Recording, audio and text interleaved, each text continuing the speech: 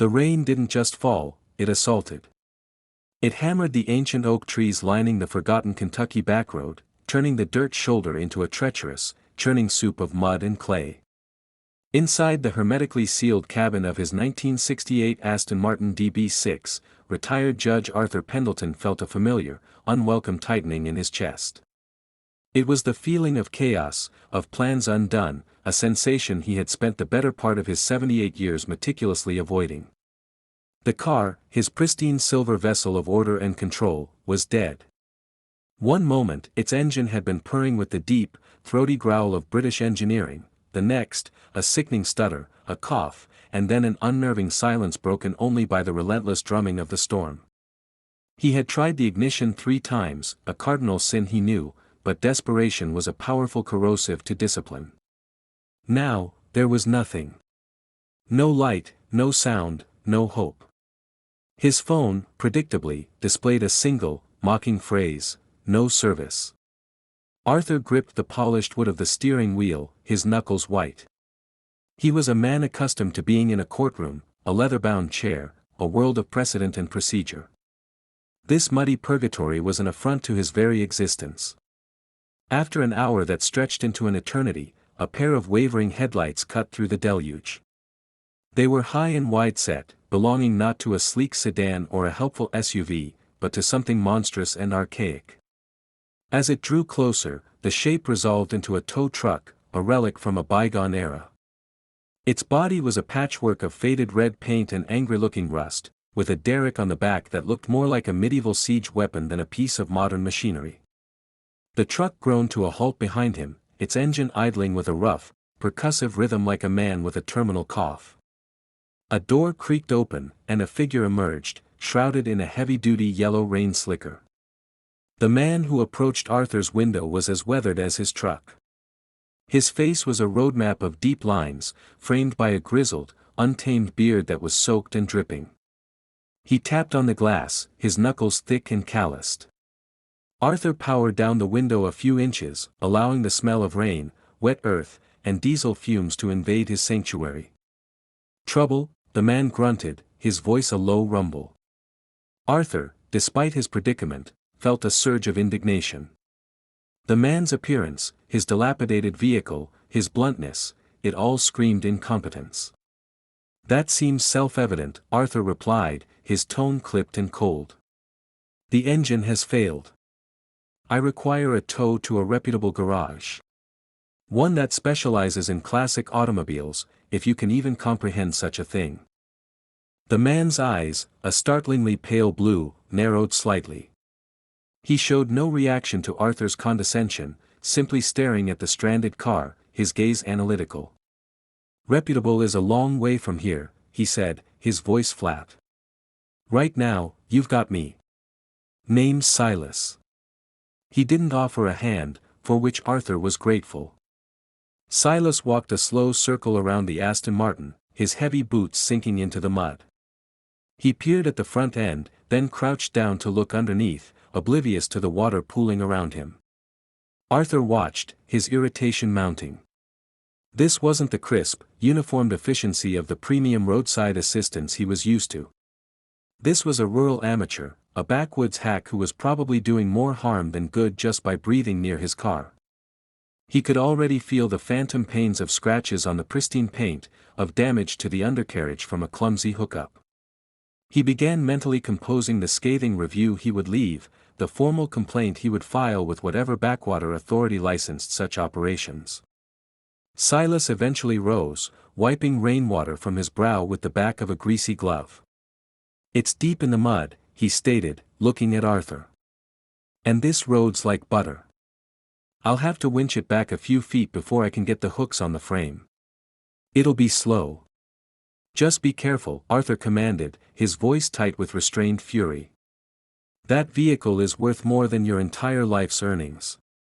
Do you understand?" For the first time, a flicker of something crossed Silas's face. It wasn't anger or offense. It was closer to pity. He just gave a slow, deliberate nod and turned back to his truck. The next 30 minutes were an exercise in agony for Arthur. He watched as Silas unspooled a thick, greasy cable from a massive winch on his truck. The man moved with a slow, methodical grace that seemed at odds with his brutish appearance. Every movement was precise, every knot he tied and every lever he pulled was done with an economy of motion that bespoke decades of practice. There was no wasted energy, no hurried mistakes.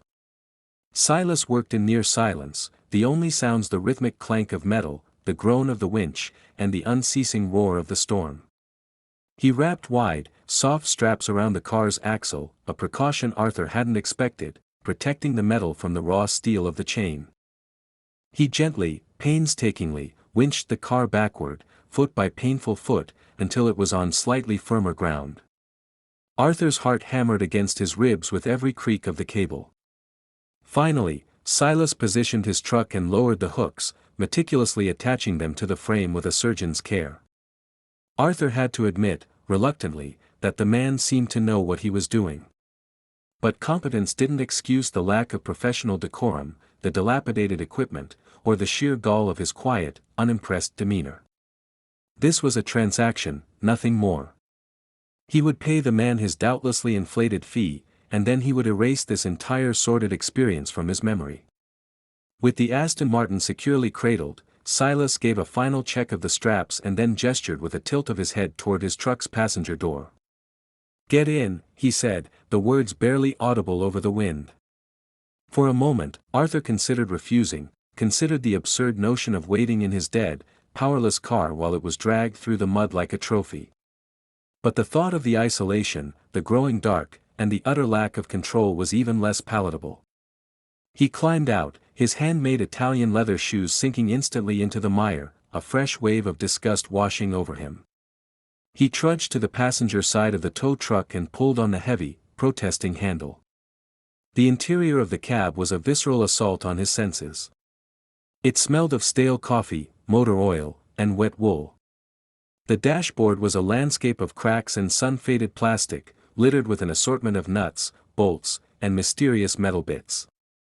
A frayed map of the state was tucked into the sun visor, and a small, faded photograph was wedged into the instrument panel, a smiling woman with kind eyes. The bench seat was covered in a rough, scratchy fabric, and a collection of well-worn tools lay on the floor. It was the antithesis of his own car's quiet, leather-scented order. It was the chariot of chaos. He settled into the seat, feeling a profound sense of displacement, as if he had crossed a border into a foreign and uncivilized land. The journey began with a lurch. Silas engaged the gears with a heavy thud, and the truck clawed its way back onto the road, dragging its precious cargo behind. The ride was jarring, every pothole and rut a physical blow. Arthur sat stiffly, his hands clasped on his knees, staring out at the rain-lashed darkness. The silence in the cab was thick and uncomfortable, punctuated only by the rhythmic slap of the windshield wipers and the groaning of the truck's engine. Arthur, a man who used silence as a weapon in the courtroom, now found it being used against him. He felt the need to fill it, to reassert his status. "So, this is what you do for a living?" he asked, the question hanging in the air, heavy with unspoken judgment. Silas glanced at him, his expression unreadable in the dim light of the dashboard. "It is," he replied, offering nothing more. Arthur pressed on, unable to help himself. "Have you always been in this line of work?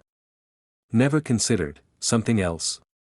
He let the sentence trail off, implying a world of better, cleaner, more respectable professions. "Considered lots of things," Silas said, his eyes fixed on the road. "This is what I do." His tone was final, a closed door. Arthur fell silent again, frustrated. He was accustomed to deference, to people who recognized his importance. This man's quiet indifference was more infuriating than open hostility. He was a rock, weathered and immovable, and Arthur's probing questions were just water, splashing uselessly against him. They finally turned off the main road, heading down a gravel path that led to a large, corrugated metal building. A single, flickering bulb illuminated a faded sign that read, "Silas's Auto and Towing." "If it's broke, I'll fix it." Arthur's stomach sank. This was not a garage, it was a scrap heap with a roof. He imagined his Aston Martin being dismantled with a sledgehammer, its rare parts sold off to the highest bidder. Silas backed the truck in with practiced ease, the massive vehicle navigating the cluttered yard as if it were an extension of his own body. He brought the Aston Martin to a gentle stop inside the cavernous building and shut off the engine. The sudden silence was almost as deafening as the storm had been. For a moment, they both just sat there. Then Silas opened his door. "Stay here," he said. "I'll unhook it." Arthur watched as Silas worked under the bright, sterile light of the garage bay. The space, which had looked like pure chaos from the outside, had a surprising logic to it. Tools lined the walls on pegboards, each in its designated place. Engines in various states of repair sat on stands, neatly covered in canvas. It was the workshop of a man who knew exactly where everything was. It was organized chaos. Silas disconnected the car with the same deliberate care he had used to hook it up. He then rolled a heavy-duty jack under the chassis and gently lifted the vehicle. He didn't push or shove it. He guided it into the center of a clean, well-lit bay as if he were positioning a piece of fine art. Only then did he seem to acknowledge Arthur's presence again. He walked over to the cab, wiping his hands on a red rag. "All right," he said. "You can get out." Arthur stepped out onto the cool concrete floor, feeling a small, irrational sense of relief that his car was at least out of the storm. "What's the verdict?" Arthur demanded, resuming his role as the important client. "How long will this take?" "I need a precise estimate, and I'll need a rental car arranged immediately." Silas ignored the barrage of demands. He popped the hood of the Aston Martin and leaned over the engine, a small, powerful flashlight in his hand. He peered into the intricate nest of wires and chrome, his focus absolute. "It's not the battery, and it's not the alternator," he murmured, more to himself than to Arthur. "The whole system is dead. Smells like fried wiring. Could be a short in the main harness, could be the voltage regulator. On a car this old, with this kind of wiring, it's like performing surgery in the dark." "I did not ask for a folksy analogy," Arthur snapped. "I asked for a timeline." Silas straightened up and finally looked at him, his pale eyes unflinching. "And I'm telling you, I can't give you one. Not until I trace the fault. Could take an hour, could take a day. Pushing it will only make it worse. You don't rush a job like this." The casual dismissal of his authority was the final straw. "This is unacceptable," Arthur fumed. "My time is valuable. If you are not equipped to handle this, then I will simply call another service to retrieve my vehicle from this junkyard." Silas actually let out a short, dry huff that might have been a laugh. "Go ahead," he said, gesturing to the silent phone on Arthur's belt. "When you get a signal, you can try. You can call every garage for 50 miles. Tell them you've got a '68 Aston with a deep electrical fault sitting in the middle of nowhere during a thunderstorm. See who comes. Or, you can sit in that chair," he said, pointing to a rickety-looking office chair in the corner, "have a cup of burnt coffee, and let me do my job. Your choice, Judge." Arthur froze. The casual use of his former title hit him like a physical blow. He wasn't just another customer.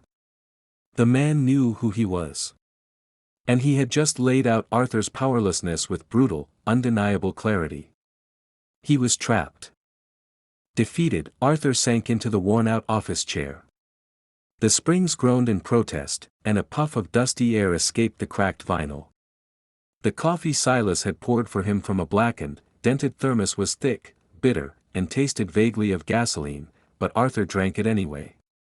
It was a penance, a small act of self-flagellation for the hubris that had led him here. How had the man known his title? He scanned the cluttered office area. It was a chaotic archive of a life. Invoices were impaled on a spike on the desk, manuals for transmissions and engines from the 1970s were stacked precariously on a bookshelf, and the walls were a collage of calendars from oil companies, yellowed newspaper clippings, and framed photographs. It was in one of these photos that he found his answer.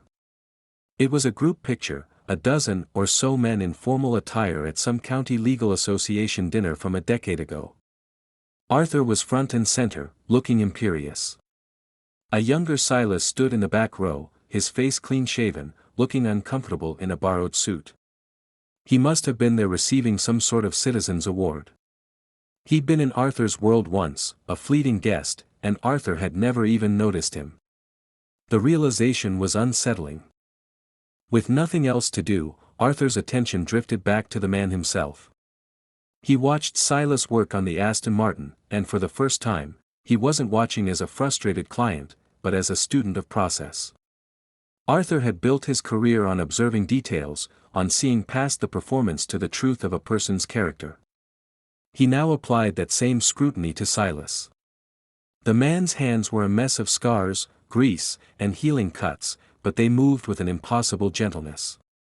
He handled the delicate, vintage wiring with the same reverence a librarian might handle a medieval manuscript. His diagnostic process was a slow, deliberate search, tracing wires, testing connections, his brow furrowed in concentration. There was no wasted motion, no sign of frustration.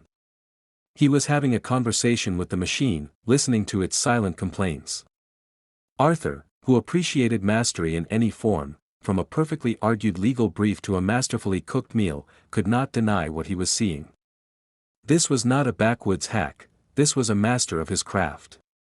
The thought was a crack in the foundation of his judgment, the first trickle of doubt that would soon become a flood. He was so engrossed in his observation that he didn't hear the small bell tinkle above the office door. "Brought you dinner, you stubborn old mule," a woman's voice called out, warm and cheerful. A woman in her late 40s, wearing a waitress's uniform with a cardigan thrown over it, bustled in carrying a large paper bag that smelled deliciously of fried chicken and biscuits. She had a kind, open face and a smile that seemed to reach her eyes instantly. "You can't live on that sludge you call coffee." Silas looked up from the engine bay, and his gruff facade melted away for a fraction of a second, replaced by a genuine, weary warmth. "Sarah. You shouldn't have. Somebody's got to make sure you eat," she said, setting the bag on the cluttered desk. "Lord knows you won't do it yourself."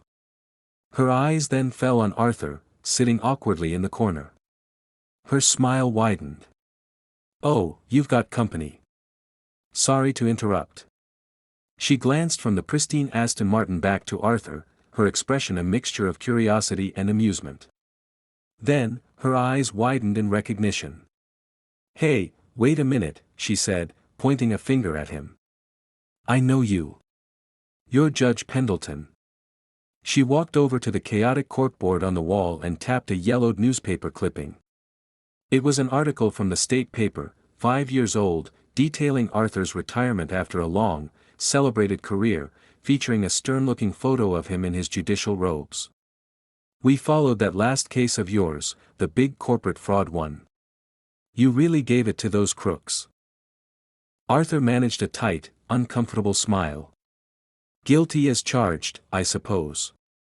Sarah laughed. "Well, it's an honor to meet you, even if it looks like you're having a worse day than I am."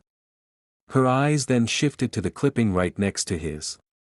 It was the front page of the small local paper, dated about 7 years back. The headline read, "Local Hero Saves Family from Mill Fire." The photo was of a soot-covered, exhausted-looking Silas being helped by paramedics, his face grim but resolute. "You're in good hands, though," Sarah said, her voice softening as she looked at the photo of Silas. "This town wouldn't still be here if it weren't for this man." Arthur looked at the photo, then back at Silas, who was pointedly ignoring the conversation and focusing on the car. I don't understand," Arthur said, his voice barely a whisper. Sarah leaned against the desk, her cheerful demeanor giving way to a more reverent tone. "Silas was our volunteer fire chief for 20 years. Best we ever had. That old mill fire, it was a bad one. Everyone was out, we thought, but the Johnsons' little girl had run back inside for her cat. Silas heard her screaming. He was ordered not to go back in, the roof was about to go. He went anyway." She paused, her gaze distant. He got her out. Found her huddled in a closet and shielded her with his own body as a burning beam came down. It crushed his leg and shoulder. Doctors said he'd never walk right again, that he'd be lucky to have use of his arm. Ended his firefighting career right then and there. She looked over at Silas's back, her expression a mix of pride and sorrow. He never complained. Not once. He used his disability pension to buy this garage. Said he couldn't stand not being useful. He tows folks out of ditches in the middle of the night, fixes cars for people who can't afford to pay, plows the church parking lot for free every winter. That rusty old truck of his is probably the most reliable thing in this entire county. He doesn't have much, but whatever he does have, he gives. The story settled over Arthur, heavy as a lead blanket. Every condescending word he'd spoken, every judgmental thought he'd entertained, now played back in his mind, sharp and shameful. The shabby truck, the cluttered garage, the gruff demeanor, it wasn't failure. It was the aftermath of sacrifice. The man he had dismissed as an incompetent amateur was a hero, walking wounded among mortals. Sarah, seeming to sense the heavy shift in the room, gave a small smile. "Well, I'll leave you two to it. Silas, you eat that chicken before it gets cold." She gave a little wave and bustled out, the bell tinkling her departure. Arthur was left in the silence, the smell of fried chicken mingling with the scent of motor oil. He looked at Silas, who was still hunched over the engine of his ridiculously expensive car, and for the first time, he truly saw the man. The aroma of fried chicken seemed to mock the sterile grandeur of Arthur's life. He, a man who dined on seared scallops and aged ribeye in silent, cavernous restaurants, was suddenly overwhelmed by the simple, honest smell of a home-cooked meal. The silence that Sarah left in her wake was immense. It was filled with the story she had told, and with the deafening echo of Arthur's own monumental misjudgment. He felt like a fool, a pompous, blind fool. He had stood on the crumbling precipice of his own arrogance and looked down on a man who was, in every way that truly mattered, his superior. He watched Silas, who had finally retrieved the bag from the desk and was eating a piece of chicken while still staring intently at the Aston Martin's engine, his mind clearly still turning over the problem. The man was a fortress of quiet dignity, and Arthur had tried to lay siege to it with the petty artillery of his wealth and status. The shame was a physical sensation, a hot flush that spread from his chest to his face. He knew then that he could not leave this place without attempting to right the ship, without trying to salvage a piece of his own honor from the wreckage. He doesn't have much, but whatever he does have, he gives. The story settled over Arthur, heavy as a lead blanket. Every condescending word he'd spoken, every judgmental thought he'd entertained, now played back in his mind, sharp and shameful. The shabby truck, the cluttered garage, the gruff demeanor, it wasn't failure. It was the aftermath of sacrifice. The man he had dismissed as an incompetent amateur was a hero, walking wounded among mortals. Sarah, seeming to sense the heavy shift in the room, gave a small smile. "Well, I'll leave you two to it. Silas, you eat that chicken before it gets cold." She gave a little wave and bustled out, the bell tinkling her departure. Arthur was left in the silence, the smell of fried chicken mingling with the scent of motor oil. He looked at Silas, who was still hunched over the engine of his ridiculously expensive car, and for the first time, he truly saw the man. The aroma of fried chicken seemed to mock the sterile grandeur of Arthur's life. He, a man who dined on seared scallops and aged ribeye in silent, cavernous restaurants, was suddenly overwhelmed by the simple, honest smell of a home-cooked meal. The silence that Sarah left in her wake was immense. It was filled with the story she had told, and with the deafening echo of Arthur's own monumental misjudgment. He felt like a fool, a pompous, blind fool. He had stood on the crumbling precipice of his own arrogance and looked down on a man who was, in every way that truly mattered, his superior. He watched Silas, who had finally retrieved the bag from the desk and was eating a piece of chicken while still staring intently at the Aston Martin's engine, his mind clearly still turning over the problem. The man was a fortress of quiet dignity, and Arthur had tried to lay siege to it with the petty artillery of his wealth and status. The shame was a physical sensation, a hot flush that spread from his chest to his face. He knew then that he could not leave this place without attempting to right the ship, without trying to salvage a piece of his own honor from the wreckage. He stood up, his knees cracking in the cold air, and walked slowly from the cramped office space to the open bay. He stood a few feet away from Silas, waiting. He had commanded courtrooms, silenced garrulous lawyers with a single glare, but now, he found himself at a complete loss for words. Silas eventually finished the piece of chicken, wiped his greasy fingers on his ever-present red rag, and turned to face him, his expression patient, waiting. Arthur began, his voice uncharacteristically hesitant. I owe you an apology. He paused, the words feeling flimsy and inadequate. My behavior earlier was inexcusable. I judged you based on nothing. On the appearance of your truck, of this place. It was arrogant, and it was wrong. There is no excuse for it. He looked Silas directly in the eye, forcing himself to hold the gaze of the man he had so thoroughly insulted. I am truly sorry. Silas held his gaze for a long moment. There was no triumph in his eyes, no I told you so. He simply assessed Arthur's words with the same steady, analytical calm he used on an engine. He gave a slight, almost imperceptible nod. Apology accepted, he said. And then, he turned back to the car. It was a dismissal, but it wasn't a hostile one. It was the act of a man for whom deeds mattered more than words. The apology had been noted, filed away, and now it was time to get back to the problem at hand. But Arthur couldn't let it go. He hadn't just insulted a mechanic, he felt he had desecrated a monument. He moved closer, standing beside the open engine bay, looking at the intricate machinery that he owned but did not understand. That photograph, Arthur said, his voice quiet. In your truck. The smiling woman. Silas stopped what he was doing. He slowly straightened up, a flicker of some deep, ancient sadness passing over his features before being locked away again. That was my Mary, he said, his voice softer now. My wife. She's been gone 10 years. She had a kind smile, Arthur offered, the words feeling clumsy. She was the best of this town, Silas said, a faint, wistful smile touching his own lips. She believed everybody had a story, and that you didn't have a right to an opinion on them until you'd heard it. She's the one who got me into the volunteer fire department. Said a man's gotta have a purpose bigger than himself, or he'll shrink to fit the one he's got. He leaned against the fender of the Aston Martin, looking at a point somewhere in the middle distance. After she passed, and then, after the fire, I was lost. Felt useless. A busted-up man with nothing to do.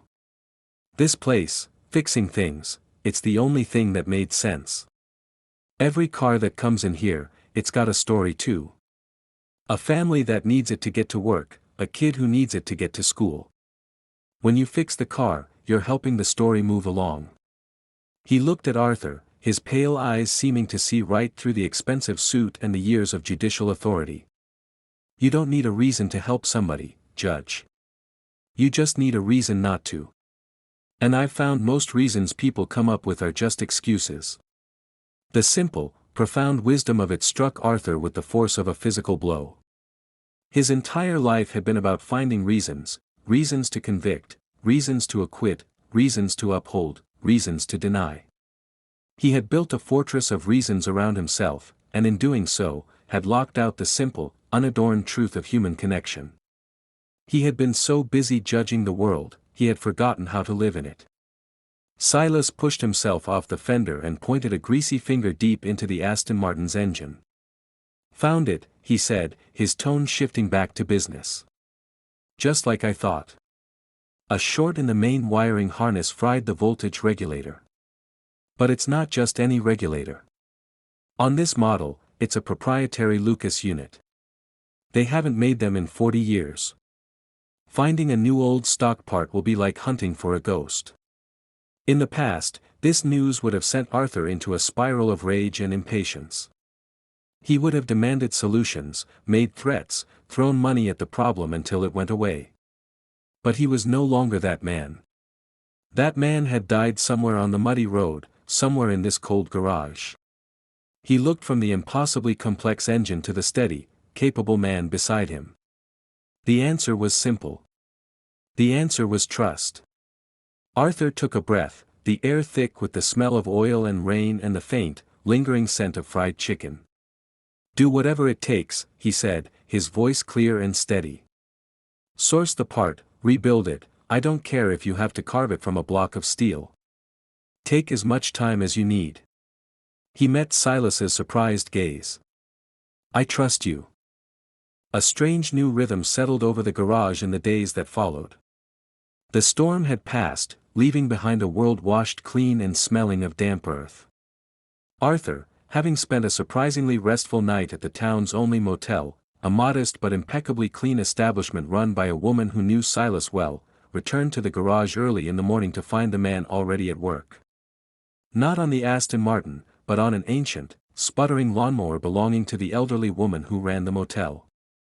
Silas had the engine block disassembled on his workbench and was carefully cleaning a carburetor jet with a fine piece of wire. He was humming, a low, tuneless sound of quiet contentment. The search for the voltage regulator had begun in earnest. Arthur watched, fascinated, as Silas operated not with a computer, but with a thick, grease-stained Rolodex and an old rotary phone. He'd dial a number, the whirring of the dial a sound from Arthur's distant past, and launch into a conversation spoken in a language Arthur didn't understand, a fluid dialect of part numbers, engine codes, and scrapyard logistics. He was calling in favors, tapping a hidden network of grizzled automotive veterans, men like him who kept the world running from the cluttered confines of their workshops. Feeling like a fifth wheel, and unable to bear sitting in the corner office any longer, Arthur announced he was going for a walk. "Town's that way," Silas grunted, gesturing with a wrench without looking up. "Diner's got decent pie." The town, which Arthur had barely registered upon his disastrous arrival, was named Harmony Creek. The name, he thought, was fitting. It was a place that seemed to have been overlooked by the relentless march of time. There were no chain stores, no glaring neon signs. The main street was lined with brick buildings from the early 20th century, their storefronts occupied by a hardware store, a bakery, a small grocer, and the diner Sarah had mentioned. People nodded as he passed, their initial curious stares softening when they saw he had come from the direction of Silas's garage. It seemed that being a customer of Silas's afforded one a certain degree of provisional acceptance. He stepped into the diner, a bell tinkling cheerfully. Sarah was behind the counter, and her face lit up with a welcoming smile. "Judge. Come on in. Coffee's fresh, and I saved you a slice of the apple crumble." He sat at the counter, and over the next hour, as he drank coffee that was infinitely better than Silas's, he learned the true scope of the man's influence. He didn't ask questions, he simply listened. The hardware store owner came in and talked about the time Silas had spent 2 days rewiring his entire store after an electrical fire, charging him only for the materials. A young mother with 2 children spoke of how Silas kept her old station wagon running for free, telling her to just pay it forward when she could. Even the town's mayor, a portly man in a rumpled suit, stopped by and recounted how Silas had used his tow truck to pull a massive oak tree off the road during an ice storm, clearing the way for an ambulance. Each story was a small, polished stone of evidence, and together they built a mosaic of a life defined by selfless service. This wasn't just a man who fixed cars, he was the town's beating heart, the quiet, reliable engine that kept the entire community running smoothly. Arthur felt his own life's work, which he had always considered noble, shrink in comparison. He had dispensed justice from on high, insulated by the law and the sanctity of his courtroom. Silas delivered a more immediate, more tangible kind of justice, day in and day out, with nothing but his hands and his time. After leaving the diner, Arthur walked through the town's small park. In the center was a polished granite memorial listing the names of the town's veterans. Under the heading of the Volunteer Fire Department, he saw Silas's name, with a small star next to it. Below, a bronze plaque read, for valor above and beyond the call of duty. Standing there, reading those words, Arthur felt a profound and final shift inside him. The shame he had felt was burned away, replaced by a cold, clear sense of purpose. A debt was owed. Not by him to Silas, but by the world. A man of such character, a hero who had sacrificed his body and his career for others, should not be struggling in a drafty garage with a failing truck and an ancient Rolodex. It was an imbalance in the cosmic scales of justice, and Arthur, for the first time in his retired life, felt the old fire ignite within him. He was a judge, and he was about to render a verdict. He found a payphone outside the grocer's, the plastic receiver cool and solid in his hand. He began to make his own calls, feeding the slot with a steady stream of quarters. His first call was to his wealth manager. His tone was not one of a client, but of a commander. He gave precise instructions for the liquidation of a specific, long-held stock portfolio. His second call was to a former colleague, now a high-powered attorney specializing in charitable foundations. He spoke of establishing a grant, a community hero fund, and the legal framework required. His third call was to a man he knew on the board of one of the country's largest automotive corporations. He didn't ask for a favor, he laid out a scenario, a powerful story, a unique opportunity for some truly meaningful publicity. His voice was calm, measured, and utterly resolute. He was back in his courtroom, shaping the world to his will, but this time, his client was justice itself. He returned to the garage in the late afternoon. The setting sun cast long shadows through the open bay doors. Silas was sitting at his desk, the ancient phone receiver cradled on his shoulder, writing something down on a notepad. He finally hung up, a look of weary triumph on his face. "Well," he announced, looking at Arthur. "I found one. The voltage regulator. A collector in a scrapyard in Dayton, Ohio has a whole crate of new old stock Lucas parts. Says he's got exactly the one we need." He looked at the notes on his pad. "It's pricey. And he won't ship it. Says if I want it, I have to go get it." Arthur looked at the man, his face smudged with grease, his eyes tired but bright with the thrill of the hunt. He had spent 2 days calling upon a lifetime of connections to find one small, obsolete part for a stranger's car. Meanwhile, Arthur had spent 2 hours on the phone, moving mountains. "What's the cost?" Arthur asked, his voice even. Silas told him the number, a figure that would have made Arthur flinch in anger 3 days ago. Now, it seemed laughably small.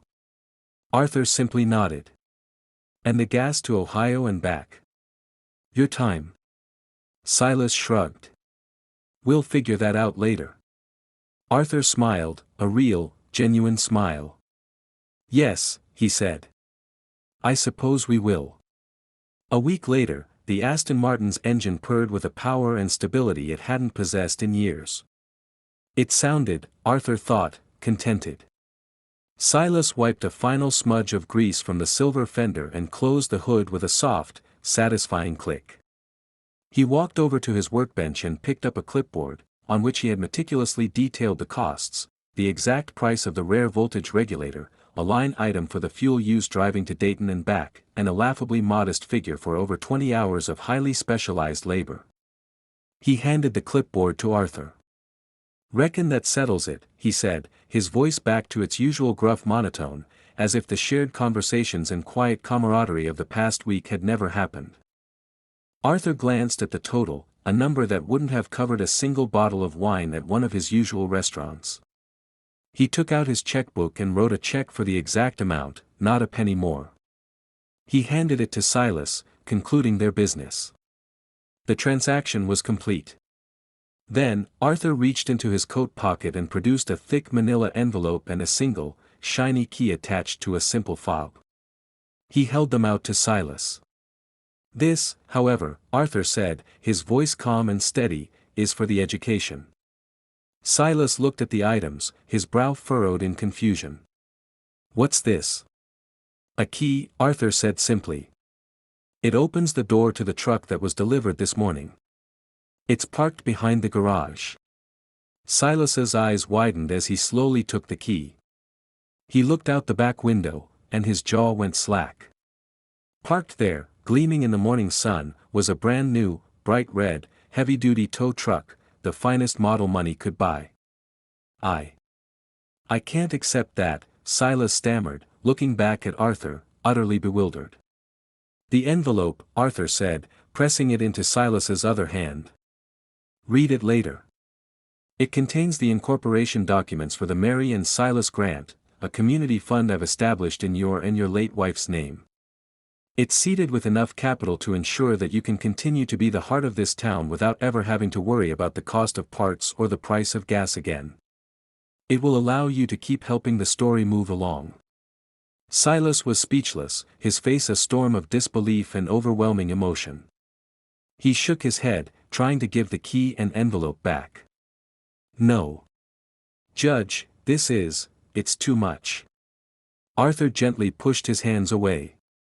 He looked at the hero before him, the man who had saved his car and, in a way, his soul. "Silas," he said, his voice imbued with the quiet authority of 1,000 rendered judgments. "I spent 40 years of my life weighing evidence to determine a man's worth. When I met you, I judged you on nothing but the rust on your truck and the grease on your hands. It was the most profound malpractice of my career." He placed a hand on Silas's shoulder. "This is not a gift. It is not charity. This is a correction. It is the court, after reviewing all the evidence, finally rendering a just and proper verdict." With that, Arthur turned and walked to his Aston Martin. He got in, turned the key, and the engine sang. As he pulled out of the garage and onto the open road, he glanced in the rearview mirror. Silas was standing in the bay door, key in one hand, envelope in the other, looking at the new truck. A new beginning. And for the first time in decades, Judge Arthur Pendleton felt a deep, abiding, and truly profound sense of peace.